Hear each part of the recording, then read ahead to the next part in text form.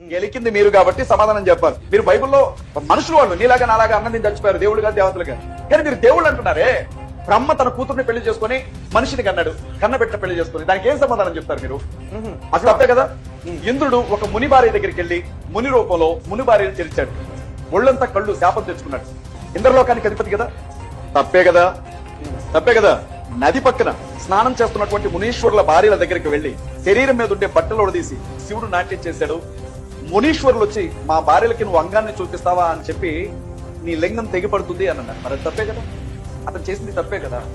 శివుడు విష్ణువు ఇద్దరు ఒకరి మీద, శివునికి విష్ణువు మీద ఉన్న మోహిని రూపంలో ఉన్నప్పుడు ఆయన కలిగినటువంటి ఆ కోరికను బట్టి అయ్యప్ప పుట్టాడు కదా. హరిహర సుతుడు అంటారు కదా. హరి అంటే విష్ణువు, హరుడు అంటే శివుడు. శివునికి విష్ణువుకి ఇద్దరు మగాళ్ళకి ఇంకొక మగాడు పుట్టాడు అని అంటే మరి తప్పే కదా. మరి అడగరా?